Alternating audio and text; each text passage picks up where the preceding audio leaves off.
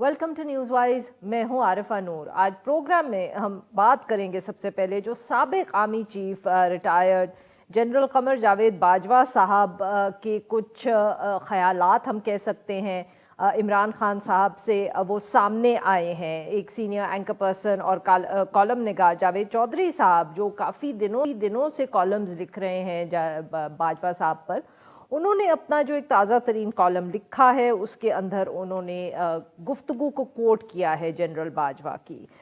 इस कॉलम को या के अकाउंट को अगर हम सामने रखें तो उससे समझ ये आता है कि बाजवा साहब जो हैं वो खुश नहीं थे जब वज़ीर ख़ज़ाना शौकत तरीन साहब को बनाया गया हफीज़ शेख साहब के बाद, और उन्होंने कहा कि जो पॉलिसीज़ थी तरीन साहब की उसके ऊपर बाजवा साहब ने एक इजलास में तनकीद भी की। कॉलम में ये भी कहा गया कि जो इख्तलाफात थे वो इमरान खान साहब की पॉलिसीज़ से भी थे बाजवा साहब के, और इसी वजह से इंटरवेंशन की गई। जिस इंटरवेंशन में हुकूमत का घर जाना भी एक फ़ैसला था। ये जो कॉलम सामने आया है इसमें जो इंकशाफ हुआ है तो उसके ऊपर पाकिस्तान तहरीक इंसाफ से भी बहुत सख्त रद्द अमल आया है। असद उमर साहब हों, फवाद चौधरी साहब हों, वो जनरल बाजवा का जो किरदार रहा सियासत में उस पर सवाल उठा रहे हैं। और दिलचस्प बात यह है कि सिर्फ पाकिस्तान तहरीक इंसाफ तो जनरल बाजवा पे तनकीद कर नहीं रही, अब तो पाकिस्तान मुस्लिम लीग नवाज़ अब भी जो है वो जनरल बाजवा पे तनकीद कर रही है। एक तरफ जो वो ये बात इशारों में कह रहे हैं कि उनकी हुकूमत तो शुरू ही उस दिन हुई जिस दिन जनरल बाजवा रिटायर हुए, यानी कि 28 नवंबर 2022 को, क्योंकि उनका ये इल्ज़ाम है मरीम नवाज़ साहिबा ने जिस तरह गुफ्तगू की है कि जनरल बाजवा और जनरल फैज़ जो हैं वो इमरान खान साहब की हिमायत में काम कर रहे थे इन तारीख़ों तक। और आज मरीम नवाज़ साहिबा के जो शौहर हैं कैप्टन रिटायर्ड सफ्तर, उन्होंने भी जो है वो तनकीद की है, ना सिर्फ हम कह सकते हैं साबिक आर्मी चीफ पर बट अपनी जमात पर भी। उन्होंने गुफ्तगू की और कहा कि गलती गालबन हुई एक्सटेंशन देकर भी और हुकूमत लेके वोट ऑफ नो कॉन्फिडेंस के बाद अप्रैल पिछले साल में। इसके साथ साथ इंतखाबात का जो इशू है वो अभी भी बाकी है। पाकिस्तान तहरीक इंसाफ चाहती है कि इंतखाबात हों। पंजाब और खैबर पख्तूनख्वा में अब कोर्ट भी चले गए हैं मगर अभी तक कोई वाज़े फ़ैसला सामने नहीं आया, ना ECP की तरफ से ना हुकूमत की तरफ से। इस सारे मामले पे गुफ्तगू करने के लिए आज हमारे साथ है शफकत महमूद साहब, सीनियर रहनुमाए पाकिस्तान तहरीक इंसाफ और साबिक वफाकी वज़ीर। वेलकम टू द शो शफकत साहब। जी सर, शफकत साहब ऑब्वियसली सबसे पहले जावेद चौधरी साहब का जो कॉलम है उस पे आपसे सवाल पूछेंगे कि सर बहुत उन्होंने अहम बातें पहले भी की, अब भी कर रहे हैं। बहुत तनकीद भी आज हुई आपकी जमात की तरफ से कल और आज। आप इसको किस तरह देख रहे हैं सर? क्या सचमुच इतना वाज़े इख्तलाफ था उनका शौकत तरीन साहब के वज़ीर ख़ज़ाना बनने पे, और फिर जिस तरह शौकत तरीन साहब ने ऑब्वियसली ग्रोथ ओरिएंटेड बजट बनाया और उसके बाद जो हमने मसाइल देखे, जो इकोनॉमी ओवर हीट हुई? जी शुक्रिया अरफा। जावेद चौधरी साहब जो है वो आम तौर पे तस्वर किए जाते हैं कि जनरल बाजवा साहब के करीब है और उनका एतमाद है। सो उससे तो यही तस्वर करना चाहिए कि ये जो कुछ उन्होंने लिखा है वो उन्होंने उनको वर्बैटम कोट किया है, यानी कि उनको तो अगर ये उन्होंने जो कोट किया है जो कि दुरुस्त तस्वरी करना चाहिए तो उससे तो सारा जो बयानिया है तहरीक इंसाफ का वो सारा उसकी तस्दीक हो जाती है। क्योंकि जो इमरान खान साहब बड़ी देर से कह रहे थे कि इख्तलाफात शुरू हुए और इख्तलाफात को हवा दी गई और उसके बाद ये जो वोट ऑफ कॉन्फिडेंस था, नो कॉन्फिडेंस था उसका, तो ये तो सारा बयानिया जो है उसकी तस्दीक हो जाती है।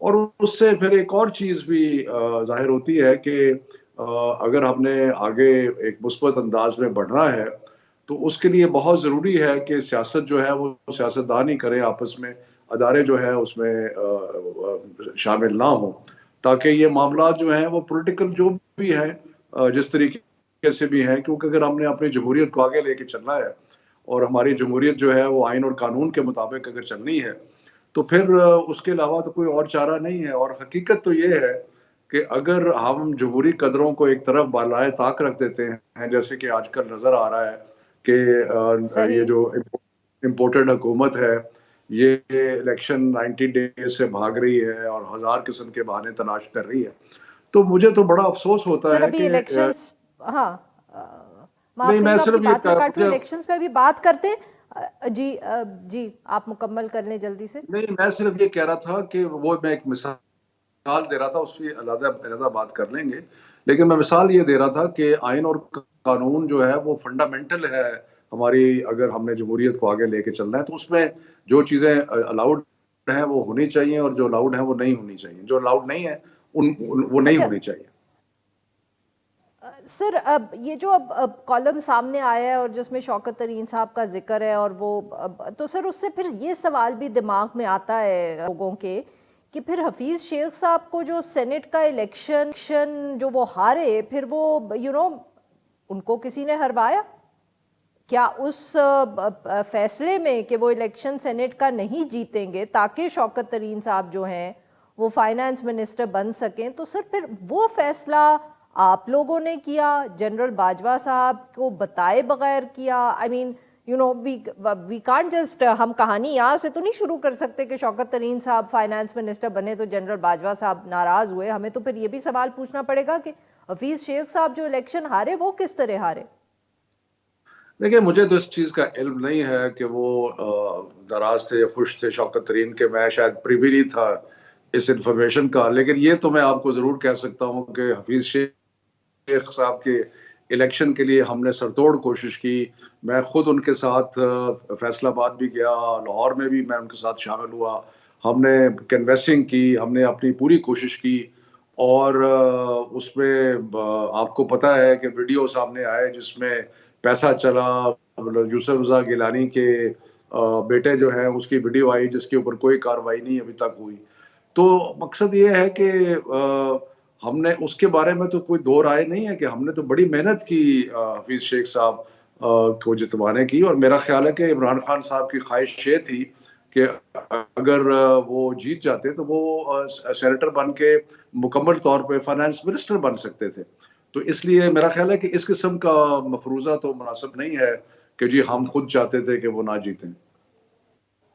نہیں سر، مطلب کہ پھر تو سر پھر حفیظ شیخ صاحب کو جب اپوائنٹ کرنے کا فیصلہ تھا اس کے بارے میں بھی کہا جاتا ہے کہ وہ بھی جنرل باجوہ کی مرضی تھی اس میں شامل، یا وہ انہوں نے ایک کالم میں یہ بھی کہا ہے کہ وہ تو جی جہانگیر ترین صاحب لے کے آئے. تو سر وہاں کیا سچائی تھی؟ کیا آئی مین کلیئرلی حفیظ شیخ صاحب سے ان کو کوئی شکایت نہیں ہے، شوکت ترین صاحب سے ہے. دیکھیں عارفہ، مجھے علم نہیں ہے کہ انہوں نے ایگزیکٹلی کیا کہا اچھا یا کیا نہیں کہا، لیکن میں آپ کو صرف یہ کہہ سکتا ہوں کہ جب بھی کسی بھی ریاست میں، صرف پاکستان میں نہیں، جو اسٹیٹ کے ڈیسیشنز ہوتے ہیں اس میں سارے ادارے جو اسٹیٹ کے ہیں وہ اس میں شامل ہوتے ہیں، اور اس میں ملٹری اسٹیبلشمنٹ بھی اپنا رائے دیتی ہے. تو لیکن یہ تو ایک فائنانس کا معاملہ تھا، مجھے اس کا علم نہیں ہے، لیکن باقی معاملات میں بالکل ضرور رائے دیتے ہیں اور دینی چاہیے. اچھا سر، تو یہ بتائیں کہ جو یہ ذکر کر رہے ہیں کہ اجلاس میں انہوں نے تنقید بھی کی پالیسیز کے اوپر، یہ کوئی ایسا اجلاس تھا جہاں آپ اور لوگ موجود تھے؟ اور جب وہ کہتے ہیں کہ اجلاس میں انہوں نے تنقید کی تو it was a one on one meeting, I mean کیا آپ لوگوں کو کوئی اندازہ تھا اس وقت حکومت میں کہ شوکت ترین صاحب کی جو پالیسیز ہیں یا ان کے اوپر جو کیسز ہیں وہ تو فوج نہیں ختم کروائے بقول کالم کے، مگر پالیسیز سے وہ خوش نہیں تھے اور پریشانی تھی؟ کیا آپ کی پارٹی کو بھی کوئی ایسے تحفظات تھے؟ نہیں عارفہ، آپ میرے سے فیکچول چیزیں پوچھ رہی ہیں، جب میں فیکچول چیزوں کو نہ کنفرم کر سکتا ہوں اور نہ ڈینائی کر سکتا ہوں، کیونکہ اگر میرے کو سامنے اچھا کوئی چیز ہو تو میں اپنی رائے آپ میرے سے پوچھیں کسی ایشو کے اوپر تو میں دے دوں گا، جی لیکن آپ مجھے فیکٹس کو کنفرم کروا رہی ہیں جو کہ میرے پاس وہ فیکٹس جو ہیں کہ وہ اس لیے نہیں ہے کہ میں وہاں موجود نہیں تھا. بالکل صحیح. یہی تو سر ناظرین یہاں پہ لیتے ہیں ایک چھوٹی سی بریک، سے واپس آئیں گے شوکت محمود صاحب سے گفتگو جاری رکھیں گے. Stay with us. Welcome back ناظرین، ہم گفتگو کر رہے ہیں شوکت محمود صاحب سے اور ہم ان سے بات کر رہے ہیں جو اوورال ایک صورتحال ہے. جاوید چودھری صاحب کا کالم سامنے آیا، اس پہ بات کی، اور اب ہم بات کریں گے الیکشنز کے حوالے سے. शफकत साहब, ऑब्वियसली फैसला महफूज हो गया है। एक फैसला आपके हक में भी आया गुज़िश्ता रोज़, जब आपको कोर्ट ने कहा कि आप लोग अपने इस्तीफ़े जो हैं वो वापस ले सकते हैं, मगर जो स्पीकर थे वो अभी इंतज़ार कर रहे हैं फैसले का। सर, किस तरफ जाती हुई चीज़ें आपको नज़र आ रही हैं? क्या आपको लगता है कि you will have to go back to the National Assembly और वहाँ आप फिर लीडर ऑफ द ऑपोजिशन अपने से चुनेंगे और फिर होपफुली अक्टूबर में जब जनरल इलेक्शंस होंगे तो आप केयर टेकर हुकूमत के अंदर जिसको कहते हैं अपना व्यू दे सकेंगे और आपके साथ कंसल्टेशन होगी? Are you hopeful of all this? मेरे ख्याल दो तीन चीजों को सेपरेट कर दें। पहले तो बात यह है कि इलेक्शंस की जी इलेक्शंस की सूरत हाल तो ये है कि नून लीग और ये जो पीडीएम की जमातें हैं ये इतनी डरी हुई हैं कि इनका दिल है कि हम भागे इलेक्शन से बिल्कुल। और फजलुर रहमान की आपने स्टेटमेंट आगे देखी, अभी आप गवर्नर्स की अजीब अजीब बातें सुन रहे हैं कि जी हम डेटे नहीं देंगे। यानी कि खुल्लम खुल्ला आइन और कानून की खिलाफ वर्जी करने का प्रोग्राम है और सारे निज़ाम को दाव पे लगा दिया है ताकि किसी तरीके से इलेक्शन ना हो, क्योंकि इनको पता है कि अवाम ने तो इनकी वो पिटाई करनी है कि जिसका कोई हिसाब नहीं है। तो इसलिए ये तो किसी सर, सूरत बट में आप लोग भी तो कुछ कर इलेक्शन नहीं पा रहे ना। मेरे वो तो सुन लेना मतलब कि मेरी अपनी नहीं, अगर बात। उनके ऐसे फैसले हैं तो वो छुपा नहीं रहे, बट आप लोग भी हेल्पलेस नजर आ रहे हैं। मेरी बात तो सुन लेना। अब रह गया मामला कि जो हमारा जो जमहूरी निज़ाम है उसके अंदर अदालतों की एक बहुत अहम सतून है अदलिया, और जमहूरियत को बचाने में आगे चलाने में अदलिया का कलीदी किरदार है। और अगर अदलिया अपना कलीदी किरदार अदा करती है तो ये इलेक्शन को नहीं रोक सकेंगे, क्योंकि आइन इसके बारे में दो टोक अल्फाज में कहता है कि जब असेंबली डिसॉल्व होती है तो एक प्रोसीजर दिया हुआ है कि प्रोविंशियल असेंबली 90 डेज में इलेक्शन होगा, फिर जो नेशनल असेंबली जो है उसका 60 या 90 होगा।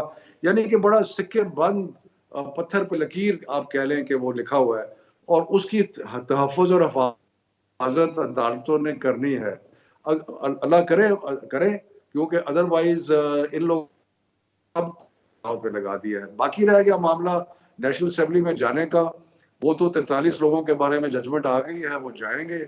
और ये लीडर ऑफ द ऑपोजिशन जो कठपुतली लीडर ऑफ द ऑपोजिशन है उसको हटा के फिर हमारी जमात का लीडर ऑफ द ऑपोजिशन बनेगा। नहीं सर, बट आपको यहाँ कोई खतरा नहीं है कि स्पीकर जो है वो लाहौर हाई कोर्ट के फैसले का अगर इंतज़ार कर रहे हैं तो हो सकता है कि वो उसके खिलाफ अपील में चले जाएं और वो उसमें कोई ऐसा लूप होल ढूंढ लें। अगर वो मतलब कि इलेक्शंस नहीं इस वक्त करवा रहे तो वो ऐसी भी कोई एक बीच में से निकाल सकते हैं नुक्ता कि you are back to square one. आप लोग maybe you are celebrating too early.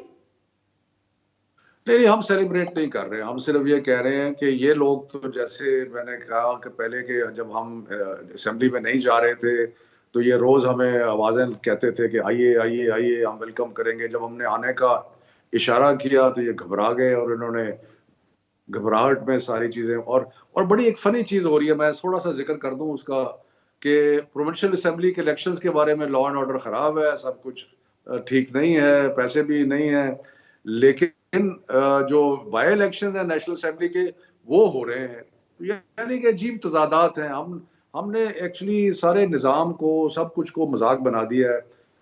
और ये जो जिस तरीके से ये चल रहे हैं ये बहुत ही खतरनाक है कि आप निज़ाम की जो जो जो सर, उन्होंने सिर्फ अकेले बुनियादें तो नहीं हैं बनाया उनको ना, हिला रहे माफ हैं। करिएगा, आप लोगों को भी इसकी जिम्मेदारी थोड़ी सी लेनी पड़ेगी कि पहले आपने अप्रैल में नेशनल असेंबली छोड़ दी। अब आप लोग, क्योंकि आपको एहसास हो रहा है कि ओहो वो तो केयरटेकर सेटअप में आपको आवाज़ कोई नहीं आपकी सुनी जाएगी, तो अब आप वापस जा रहे हैं। सो अकेली पीडीएम ने निज़ाम को दरहम बरहम नहीं किया, आप लोगों ने भी उसमें हिस्सा डाला है। अगर आप पार्लियामेंट को ना छोड़ते अप्रैल में तो आज ये शायद सूरत हाल ना होती, आप जो नैब के कवानीन है उनको भी ब्लॉक कर पाते। अपनी भी तो गलती माने सर। आपने पूरी तकरीर कर दी। गुजारिश ये है कि माफ करिएगा सर। हम एक हम एक सियासी जमात हैं और हमारे बतौर सियासी जमात हमारे पॉलिटिकल टैक्टिक्स हैं। हम कोई टैक्टिक्स इस्तेमाल करते हैं। हमारा ہم کوئی چیز کرتے ہیں, مجھے ٹیکٹکس کا اردو لفظ یاد نہیں آ رہا, تو ہم یہ کوشش, تو ہم نے جب ٹیکٹکس کے تحت اسمبلی میں رہے, اسمبلی سے باہر آئے, دوبارہ واپس جائیں, دوبارہ نہ جائیں. دیکھیں آپ ہمارے پولیٹیکل ٹیکٹکس جو ہے نا اس کے اوپر تو قدغن نہیں لگا سکتے, اس کے اوپر تو آپ نہیں کہہ سکتے کہ آپ کامیاب ہوتے ہیں نہیں ہوتے, وہ ایک تاریخ بتائے گی کہ کامیاب ہے یا نہیں ہے. آپ کی دانست میں نہیں ہیں ہوں گے, میری دانست میں کہاں ہوں گے. سو یہ چیزیں تو جو ہے وہ چلتی رہیں گی. لیکن بنیادی بات یہ ہے جو میں آپ سے بات کر رہا ہوں, بطور پاکستانی بات کر رہا ہوں, ناٹ اونلی ایز میں تحریک انصاف کے ممبر کی حیثیت سے نہیں کہہ رہا, کہ انہوں نے داؤ پہ لگا دیا ہے ہر چیز کو, جس طریقے سے ہر چیز کو داؤ پہ لگا دیا ہے. ہیلو ہیلو جی سر, میں آپ ہیلو کی آپ بات سن رہی ہوں. جی شفقت صاحب, میں آپ کی بات اچھا سن رہی ہوں. جی, میں کہہ رہا ہوں جس طریقے سے انہوں نے سارے نظام کے جمہوری نظام کی جو جڑیں ہیں ان کو کاٹنا شروع کر دیا ہے, اور کورٹس کی آرڈر نہیں مانتے, کانسٹیٹیوشن میں جو لکھا ہوا ہے وہ نہیں مانتے. تو یہ تو ایک بڑی خطرناک گیم کھیل رہے ہیں, صرف اس لیے کہ ان کو اپنے سارے جو گناہ ہیں ان پہ ان کو ختم کرنا ہے, اور اس کے علاوہ انہوں نے ہمیں دبانے کے لیے سارے ہتھ کنڈے استعمال کرنا ہے. لیکن اس میں خطرہ یہ ہے کہ یہ نظام کو برباد کر رہے ہیں. سر بٹ یہ تو آپ کے اس پہ تو پاکستان تحریک انصاف پر بھی تنقید ہو سکتی ہے کہ جس طرح آپ لوگوں نے 2 اسمبلیز کو ڈیزالو کیا, یا جس طرح آپ لوگوں کی آڈیو ٹیپ سامنے آئیں IMF کے پروگرام کے حوالے سے, کہ اگر نظام درہم برہم ہوا ہے تو اس کے اندر ذمہ داری اگر PDM کی ہے تو پاکستان تحریک انصاف کی بھی ہے. آپ لوگوں نے 2 اسمبلیز تحلیل کر دیں, وہاں آپ کو الیکشنز نہیں مل رہے, پولیٹیکل ویکیوم کریٹ ہو گیا. آپ لوگ بھی مطلب کہ یہ صحیح آپ کہہ رہے ہیں کہ تاریخ جج کرے گی, پر لگتا یہ ہے کہ سر آپ لوگوں نے بھی یہ چیزیں نہیں سوچی ہوئی تھیں. اب جو کیبنٹ بن گئی ہے پنجاب میں, آپ you helpless to do anything about it. تو یہ تو پھر پوچھنا پڑے گا کہ وہی کہ آپ لوگوں نے یہ سب سوچا نہیں تھا جب آپ لوگ یہ فیصلے کر رہے تھے, کہ اگر فیصلے کہ اگر کانسٹیٹیوشن سے ہٹ کے کوئی چیز ہوئی یا ECP کا مسئلہ ہوا تو آپ کیا کریں گے؟ ماشاءاللہ اتنی لمبی بات کرتی ہیں, مجھے یاد نہیں رہتا کہاں سے شروع کیا آپ نے. لیکن بہرحال میں یہ کہوں گا کہ دیکھیں ہمارے جو اقدامات ہیں ان کو اگر آپ آئین اور قانون کی روح سے دیکھیں تو اس میں بتائیں کہ کون سا اقدام ایسا ہے جو کہ غیر آئینی ہے. اگر ہم نے اسمبلیوں کو ڈیزالو کیا تو وہ اس لیے وہ قانون اور آئین اس کی گنجائش اس کی موجود ہے بالکل. اگر ہم نے اسمبلیوں سے ریزائن کیا تو وہ اس کی گنجائش موجود ہے. یہ لوگ جو کر رہے ہیں نا عرفہ, جو میں گزارش کر رہا ہوں کہ یہ لوگ جو کر رہے ہیں وہ آئین اور قانون کی نفی کر رہے ہیں. ہم نفی نہیں کر رہے. آپ ہمیں کرٹیسائز کر سکتے ہیں کہ آپ صحیح کر رہے ہیں نہیں کر رہے, آپ کا جو فیصلہ ہے وہ درست ہے نہیں ہے, وہ کامیاب ہوگا نہیں ہوگا, یہ آپ کر سکتے ہیں. لیکن یہ نہیں کہہ سکتے کہ ہم آئین کی نفی کر رہے ہیں. یہ لوگ جو ہیں یہ آئین کی نفی کر رہے ہیں, اور میں یہ کہہ رہا ہوں کہ یہ بہت خطرناک کھیل ہے کہ اگر آپ آئین کی نفی کریں گے تو بالکل صحیح. اس کا بہت نیگیٹو اثر ہوگا. بہت بہت شکریہ سر, آپ نے ہمارے لیے وقت نکالا. ناظرین ایک چھوٹا سا بریک, اور جب ہم بریک سے واپس آئیں گے تو ہم بات کریں گے IMF کے ساتھ جو مذاکرات لمبے چلے اسلام آباد میں, اور پھر وفد واپس چلا گیا, اور ابھی بھی کوئی فائنل چیز جو ہم کہہ سکتے ہیں پروگرام فائنل یا مذاکرات میں سے فائنل اگریمنٹ سامنے نہیں آیا. Stay with us. ہم کوشش کریں گے انشاءاللہ کہ پاکستان دوسری دفعہ اپنی تاریخ میں IMF کا پروگرام مکمل کرے. 894 million SDRs we will be entitled to. 170 ارب کے جو فسکل ویز ہمیں ٹیکسز لگانے ہوں گے, تو ہمیں ایک منی فائنانس آرڈیننس لانا پڑے گا یا بل لانا پڑے گا. گیس سیکٹر میں بھی اور انرجی سیکٹر میں بھی ان ٹارگیٹڈ سبسڈیز ہیں, اس کو ہم منیمائز کریں. پیٹرولیم سیکٹر, اس میں گیس کے سرکو ڈیٹ میں فلو کو ہم نے زیرو کرنا ہے. پیٹرولیم ڈیولپمنٹ لیوی کی جو کمٹمنٹ ہے قریباً پوری ہو چکی ہے. پیٹرول پہ 50 روپے کی لمٹ ہم پوری کر چکے ہیں ماضی میں. انہوں نے ہمیں ایز پر کمٹمنٹ 9 بجے ہمیں MEFP مل چکا ہے. Welcome back. پروگرام کے اس حصے میں ہم ذکر کریں گے پاکستان اور IMF کے جو مذاکرات ہوئے 9 फरवरी तक ये मुज़ाकरात पाकिस्तान में चले, रोज़ रिपोर्टिंग हुई, क़यास राई हुई, मगर गुज़िश्ता रोज़ जो आखिरी दिन था IMF के वफ़द का पाकिस्तान में, कोई मुआहिदा जो था वो सामने नहीं आया। रात गए तक ये गुफ्तगू हो रही थी, ज़राए से ख़बर चल रही थी कि जो बातचीत है वो मुस्बत जा रही है, मामला तय पा गए हैं और जल्दी कोई खुशखबरी जो है वो पाकिस्तानी लोगों को मिलेगी, मगर ऐसा कोई ऑफिशियल ख़बर सामने नहीं आई। रात गए देर ये ख़बर सामने आई कि मुआहिदा जो है, जो स्टाफ लेवल एग्रीमेंट जिसको हम कह सकते हैं, वो तय नहीं हुआ और अब जो है मज़ीद बातचीत जारी रहेगी। 13 फरवरी को यानी जो नया हफ्ता शुरू होगा तो वो IMF के साथ ऑनलाइन जो है मीटिंग्स वो फिर से रिन्यू होंगी और जो इश्यूज़ हैं वो डिस्कस होंगे। अभी तक जो इतलात सामने आई हैं तो उसमें यही मालूम हुआ है कि जो नॉन टारगेटेड सब्सिडीज़ हैं उन पर अभी बातचीत जारी है, जो गर्दिशी कर्जा यानी कि सर्कुलर डेट है एनर्जी का, उसमें कमी के हवाले से गुफ्तगू हुई है, रेवेन्यू में इजाफे का भी बातचीत की जा रही है। जो एलामिया ये सामने आया इसमें ये भी कहा गया कि जो IMF का एलामिया सामने आया है वो IMF बोर्ड में ज़ेर बहस नहीं आएगा। दूसरी तरफ वज़ीर ख़ज़ाना इसहाक डार साहब ने सवेरे सवेरे प्रेस कॉन्फ्रेंस की और उन्होंने कहा कि जो IMF डील है उसके लिए 170 अरब रुपए के नए टैक्सेस लगाए जाएंगे। उन्होंने कहा ये एक मिनी बजट होगा जो आएगा सामने। It's important two point out here कि इस मिनी बजट का जिक्र हम काफ़ी अरसे से सुन रहे हैं। IMF का वफ़द अभी पाकिस्तान आया भी नहीं था तो बात हो रही थी इसकी कि उसकी तैयारी हो रही है। और डार साहब ने ये भी कहा कि जो MEFP है यानी कि memorandum of economic and financial policy वो जल्द मिल जाएगा और उसी के बेसिस पे 13 फरवरी से बातचीत आगे बढ़ाई जाएगी। इस सारे मामले पे गुफ्तगू करने के लिए साथ मौजूद हैं अली हसनैन साहब, माहिर मुआशियात हैं, लम्स यूनिवर्सिटी से वाबस्ता है। Welcome to the show sir. जी सर, सबसे पहले तो यही बात कि 9 दिन चला, बहुत एक लिटरली जिसको कहते हैं ना बॉल टू बॉल कमेंट्री हो रही थी कि एनर्जी वो सर्कुलर डेट पे गुफ्तगू हो रही है, टैक्सेस पे गुफ्तगू हो रही है, नंबर्स डिस्कस हो रहे हैं, but somehow at the end जो आज गुफ्तगू या IMF की जो हम प्रेस रिलीज को भी देखें, जो हम डार साहब की भी गुफ्तगू सुने, तो लगता है कि 9 दिनों में तो कोई प्रोग्रेस ही नहीं हुआ। वो अभी भी यही बात हो रही है कि हमने रेवेन्यू के लिए टैक्सेस लगाने हैं, हमने ये करना है, वो करना है। तो सर 9 दिन क्या गुफ्तगू होती रही है? देखिए, बैकग्राउंड में हुकूमत किस तरह की डिस्कशन के अंदर IMF के साथ रही है, ये तो क्योंकि हमारे पास पब्लिकली अवेलेबल इंफॉर्मेशन नहीं है तो इसके ऊपर हम स्पेकुलेट नहीं करते। लेकिन बुनियादी तौर पर हम एक इतने सीवियर क्राइसिस में, हमारे पास फॉरेन रिजर्व्स जो हैं वो 2 हफ्ते के इंपोर्ट्स के बराबर करे गए, जो कि हिस्टोरिकली एक बहुत लो लेवल है। यानी 3 महीने के अगर आपके पास रिजर्व्स हों तो ये क्राइसिस सिचुएशन होती है, हमारे पास 2 हफ्ते के रह गए। और इस स्टेज पर एक सीरियसनेस नज़र नहीं आ रही और एक एहसास से जिम्मेदारी नज़र नहीं आ रही हुकूमत की तरफ से।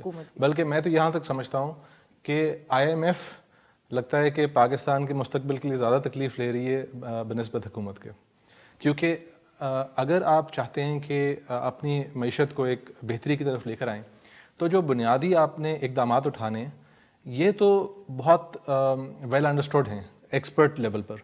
और इनफैक्ट पिछले, क्योंकि हम 1 साल से यही बात किए जा रहे हैं, मेरे ख्याल में आम इंसान भी ये समझता है कि जब आप अपने अखराजात अपने मीन्स के से जब तजावज़ कर जाते हैं तो उसको आपको इवेंचुअली रिड्यूस करना है, कम करना है, ताकि हम एक ज़िम्मेदार तरीके से चल सकें।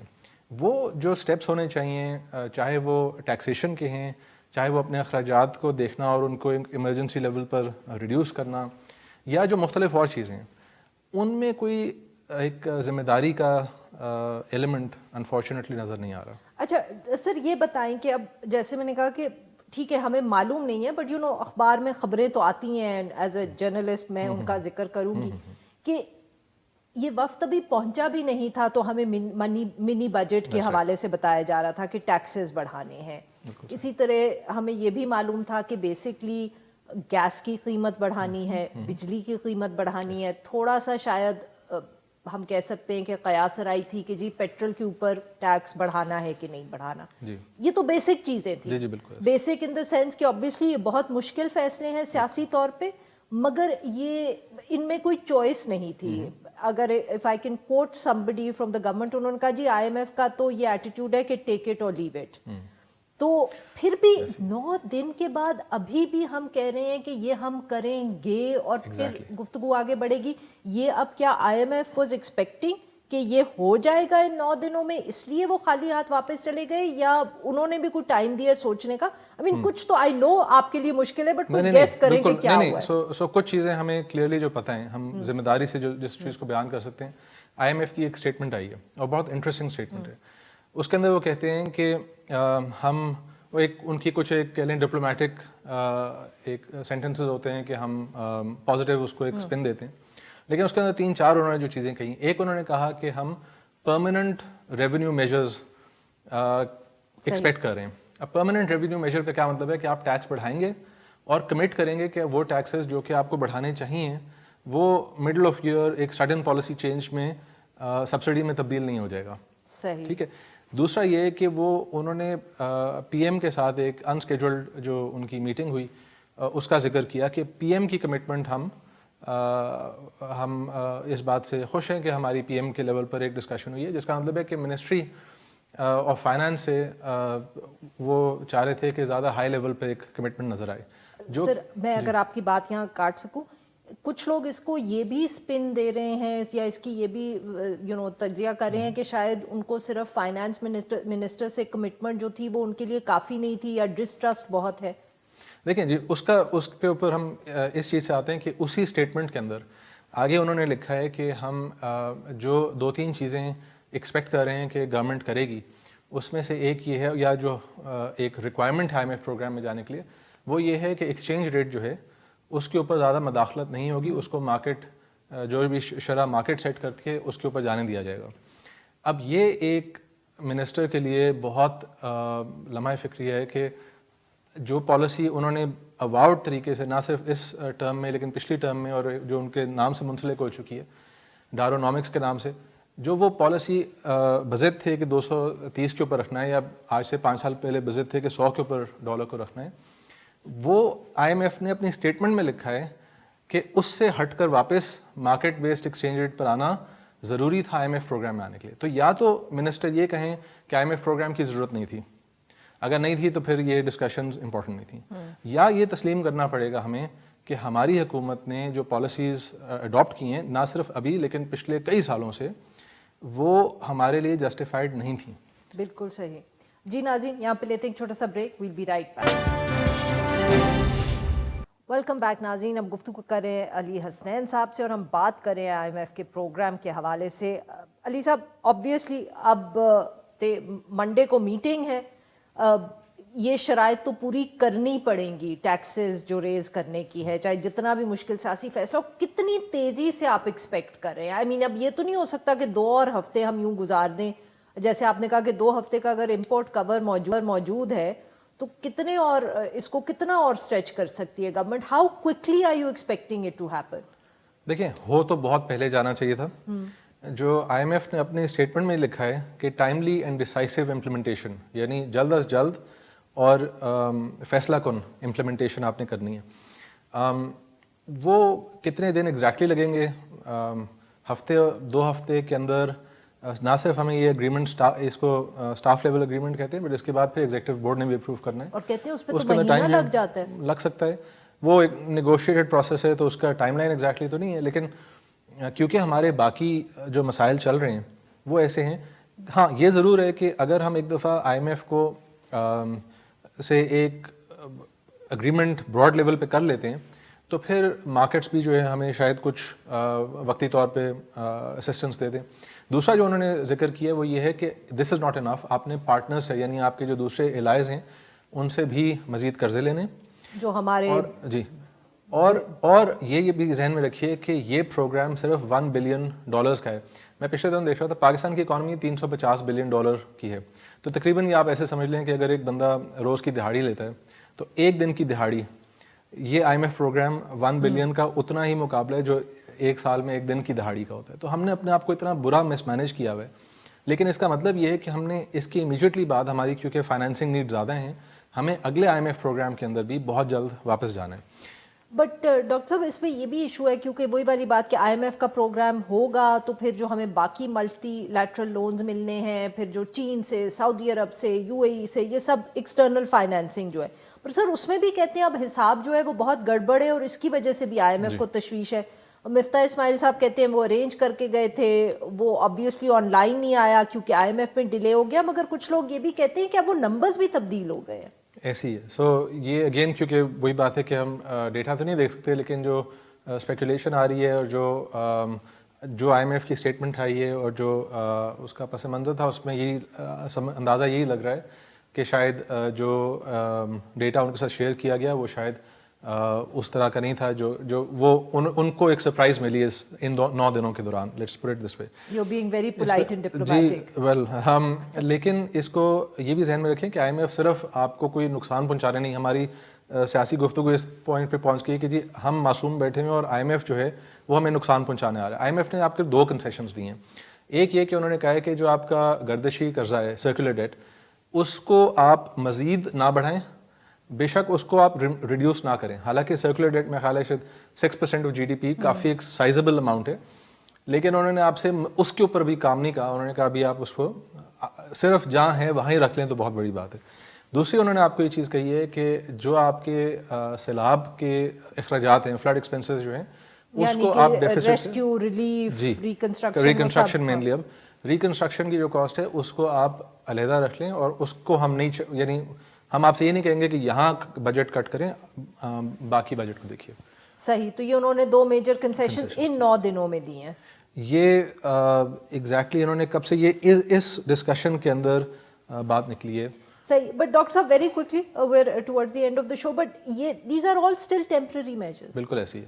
مطلب کہ ریسٹرکچرنگ کی جو ہم ایک گفتگو بار بار کرتے رہتے ہیں, یہ جو ابھی تک اتنے ساری گفتگو ہے اس میں کہیں ریسٹرکچرنگ آف دی اکانومی جو ہے وہ کوئی اس پہ ہم نے بات نہیں کی. میں جب معیشت کی تاریخ پڑھتا ہوں نا تو آپ ایوب خان کے زمانے سے, ضیاء الحق کے زمانے سے آپ کو مور اور لیس یہی اسٹرکچر اکانومی کا نظر آتا ہے جو کہ ابھی ہے, جس کے اندر حکومت جو ہے وہ اپنے وسائل کے اندر نہیں رہتی. سو فسکل ڈیفیسٹ ہوتا ہے. ٹیکس ٹو GDP جو ہے ہمارا, ہم بہت کم ٹیکس کرتے ہیں. ہاں ہم غلط جگہوں پہ زیادہ ٹیکس کا پریشر کریٹ کر دیتے ہیں, لیکن مثال کے طور پہ ایگریکلچر آپ کا 20% GDP کا ہے, اس میں تقریباً 1% سے کم ٹیکسیشن ہے. اسی طرح اور سیکٹرز ہیں جو انڈر ٹیکسڈ ہیں, پراپرٹی کے اندر. ایگزیکٹلی. سو یہ ایک آپ کا مسئلہ ہے. اس کے بعد آپ نے کنسسٹنٹلی تاریخ میں ہر سیاستدان نے کوشش کی کہ ڈالر کو سستا رکھیں, اور اس کوشش میں ڈالر جو ہے وہ 8 روپے سے آلموسٹ 300 روپے پہ پہنچا ہے. سو یہ مسائل, اور تاریخ دانوں نے لکھا ہے اور بڑے بڑے ماہرین نے 80s میں 90s میں لکھا ہوا ہے جو ہمارے مسائل ہیں. مسئلہ یہ ہے کہ تھرو آؤٹ ہسٹری پاکستان کو, چاہے وہ امریکن ایڈ ہو, چاہے وہ چائنیز ایڈ ہو, جیو پولیٹیکلی پاکستان کی جو ایک پوزیشن تھی اس کے اندر پاکستان کو گنجائش ملی ہے, اور IMF کے اوپر ایک سرٹن US کا انفلوئنس ہے. اس وقت پاکستان جیو پولیٹیکلی اپنے آپ کو بہت کمزور کر چکا ہے. کچھ بین الاقوامی مسائل ہیں, بٹ آلسو ہمارے جو کلوزسٹ پارٹنرز ہیں سعودی عربیہ اور چائنا, آپ نے جب ان سے 2019 میں قرضہ لاسٹ لیا ہے اور اس کے بعد کوئی ریفارم نہیں کیا اور پھر آپ قرضہ لینے جا رہے ہیں, تو اب پیشنس وہاں بھی کم ہو چکا ہے. صحیح. سو اب ہمیں we'll have to put the house in order. جب تک ہم ذمہ داری خود نہیں لیں گے ان چیزوں کی, یہ جو IMF ہم سے کروا رہی ہے, یہ ہمیں خود ذمہ داری لے کے کرنا چاہیے تھا. بالکل ٹھیک سر, بہت بہت شکریہ. Now we will be back on Monday.